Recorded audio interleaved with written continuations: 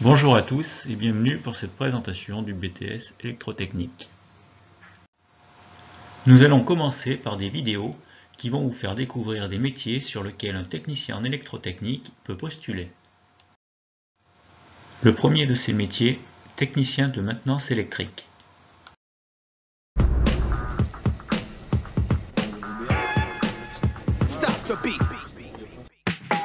Olivier et puis je suis en électrotechnique.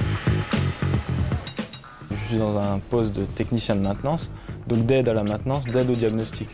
Plus exactement, donc c'est-à-dire qu'il y a des électriciens, donc on appelle les électriciens de secteur, qui font un diagnostic de la machine, qui dépannent leur installation et s'ils n'arrivent pas à dépanner, s'ils sont au bout de leur connaissance, ils se font appel à nous. L'électrotechnicien, il va dépanner sur la machine, il va changer des cartes de régulation. Le plaisir que j'ai dans mon métier, c'est d'avoir une palette très diverse de choses à faire, comme travail sur PC, des gammes informatisées, ou alors après on fait de nouveau un petit peu de maintenance, après on fait du câblage, on modifie un petit peu des installations. Et c'est ça qui est intéressant, c'est qu'on fait jamais la même chose dans ce genre de métier, quoi. Les pannes sont différentes, quoi. Avant c'était un câble qui était coupé, le capteur il marchait pas, tandis que maintenant c'est des pannes, je dirais, logicielles. Donc c'est vrai que c'est pas forcément évident à dépanner.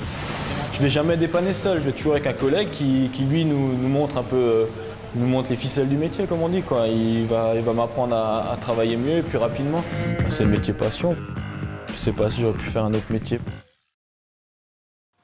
Technicien en automatisme pour ceux qui apprécient particulièrement la programmation.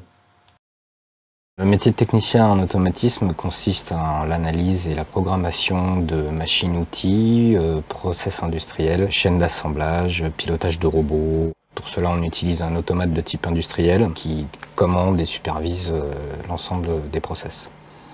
Ce qui m'a toujours fasciné dans l'automatisme, c'est les différences de proportion entre les commandes et ce qu'on appelle les actionneurs. Vous appuyez juste sur un tout petit bouton et vous lancez une énorme chaîne de fabrication. J'ai passé un bac scientifique pour ensuite m'orienter vers un BTS électrotechnique en alternance. Ça m'a permis de voir tous les aspects de l'électricité d'une manière générale et d'orienter mon choix vers l'industrie lourde.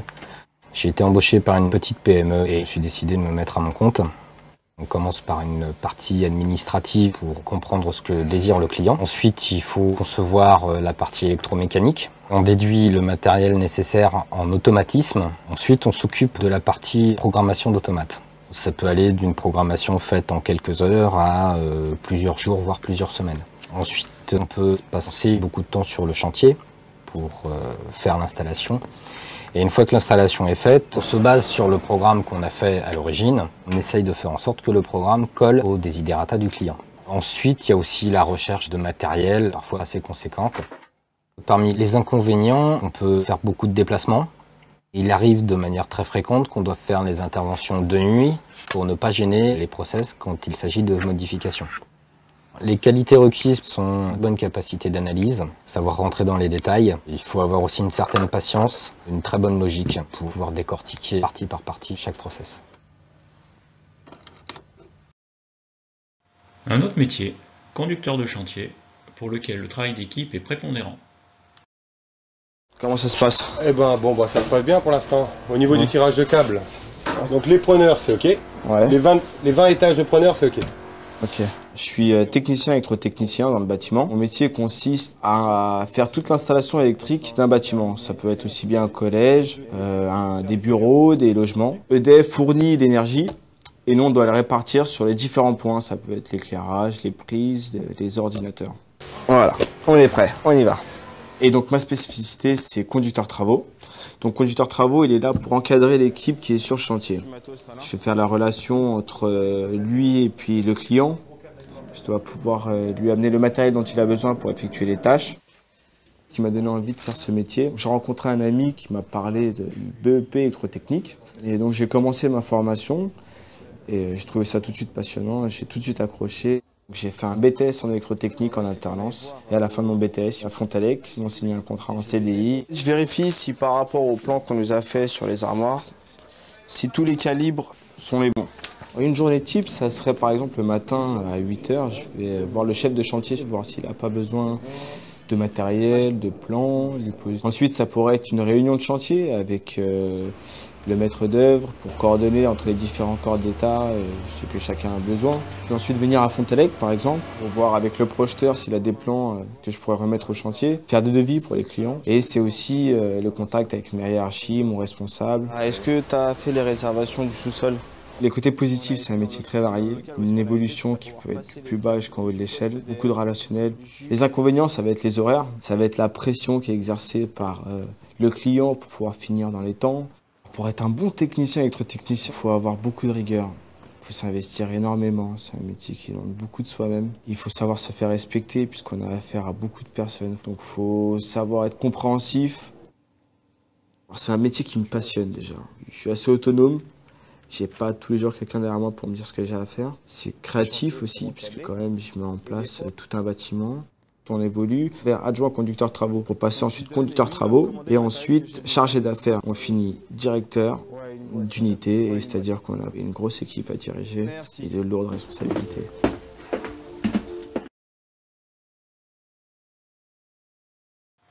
Le technicien en bureau d'études sera plus éloigné du terrain. La maîtrise des logiciels professionnels est importante. Mon métier consiste à réaliser des plans électriques, des implantations de prises, de matériel d'éclairage, pour aider un architecte et le client à construire son projet dans le respect des normes et des réglementations. Moi, ce que je préfère, c'est la phase de conception. Il y a une part de créativité, on essaie de se mettre à la place de celui qui va habiter dedans, donc on se dit tiens moi je mettrais bien ma télé là. Au début on récupère des plans d'architecte vierges, vides, on a des logiciels qui nous permettent de faire du dessin et on implante tout ce qui est matériel électrique. Si c'est de l'habitation, dans les bureaux, il faut être précis, rigoureux. Les entreprises qui vont faire les travaux se servent de mes plans et de mes documents pour faire leur chiffrage, donc établir les devis. Il y a des collègues à moi qui vont sur les réunions de chantier, rencontrer les clients ou sur le terrain vérifier le travail des entreprises. Ce que j'aime bien, c'est la variété des projets parce que ça m'incite à toujours me remettre en question. Le chargé d'affaires intervient sur toutes les phases d'un projet.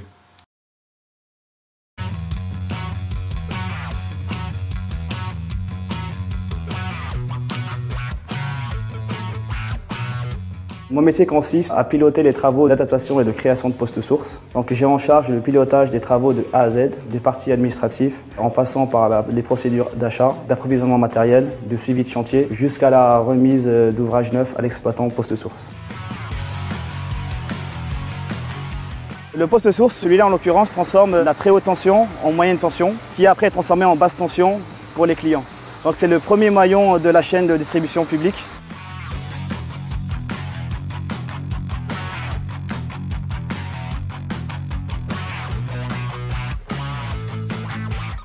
Mes missions consistent à prévoir, planifier et organiser mes chantiers en prenant en compte les contraintes liées aux exploitants, la disponibilité des ouvrages, la gestion des travaux des entreprises externes, le suivi financier bien sûr, et tout cela dans un cadre de prévention et de sécurité du chantier.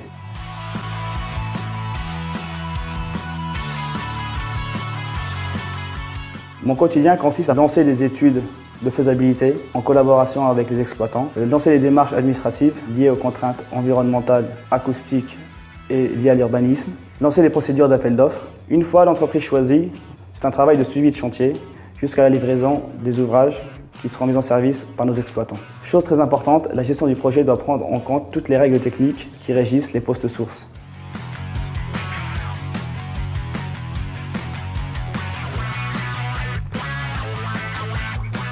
Ce qui me plaît dans mon métier, c'est le fait de rencontrer des gens qui ont des compétences dans plusieurs domaines. On est en contact permanent avec eux. Ça nous apporte directement et indirectement des connaissances dans tous les domaines. Ce qui me plaît aussi dans les postes sources, c'est que les travaux ne se ressemblent jamais. Nous sommes très souvent confrontés à des aléas de chantier, à des choses qu'on découvre sur site qui n'étaient pas dans les plans. Donc le fait de résoudre ces problématiques est très stimulant et m'apporte une satisfaction personnelle. Ce qui est aussi très bien dans ce poste de chargé d'affaires poste source, c'est qu'il combine la partie terrain et la partie bureau. En moyenne, on peut dire que c'est 30% sur le chantier et 70% au bureau.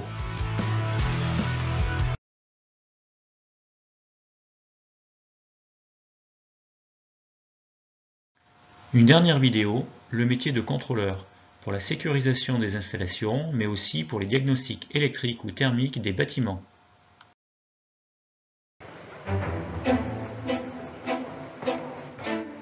Bonjour Monsieur Pazold. Bonjour. Voilà, je viens contrôler le pont élévateur de véhicules et le portail qui se trouve à l'entrée. La plus belle récompense dans mon métier, c'est quand je décèle des dangers graves et que je m'aperçois que j'ai peut-être sauvé la vie d'une personne. Ça, c'est vraiment ma source de motivation. L'impression d'être utile, d'avoir un métier utile.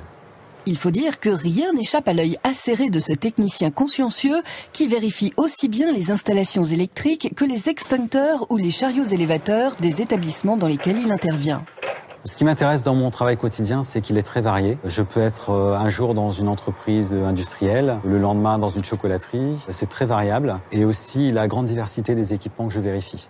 Je peux par exemple contrôler un jour un monte-charge dans une cuisine et le lendemain me retrouver à contrôler une grue mobile sur un chantier.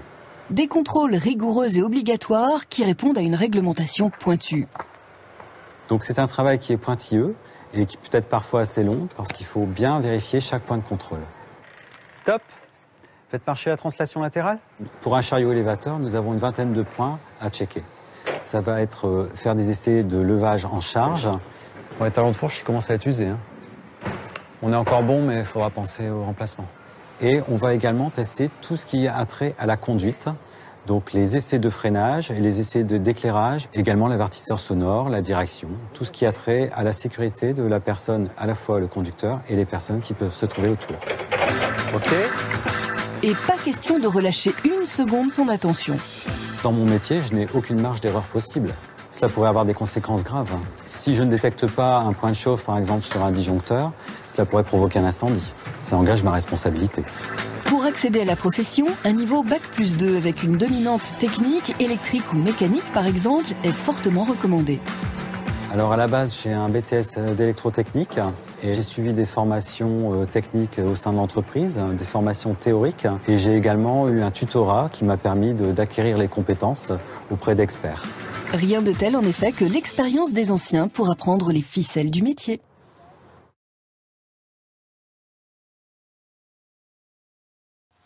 Vous avez pu voir quelques métiers correspondant au BTS électrotechnique, mais il en existe de nombreux autres. Pour les entreprises qui sont susceptibles de recruter, on peut retrouver dans le secteur de l'énergie EDF et ses centrales, RTE pour le transport et Enedis pour la distribution. Ces entreprises proposent souvent des contrats d'apprentissage.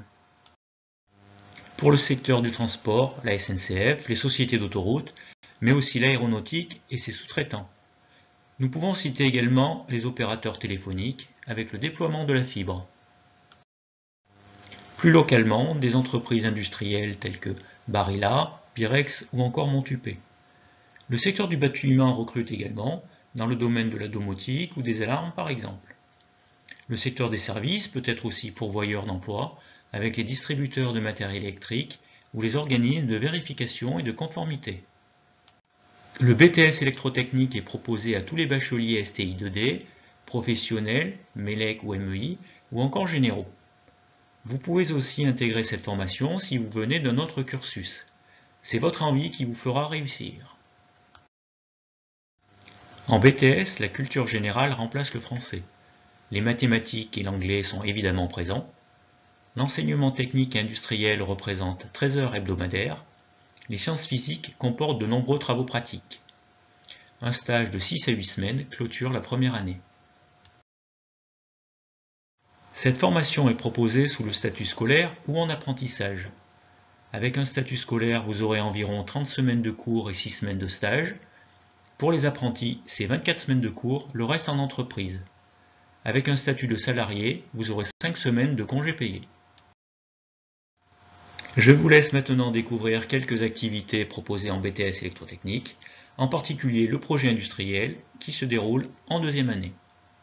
Nous sommes disponibles pour vous rencontrer et répondre à vos questions. Merci à vous tous et à bientôt.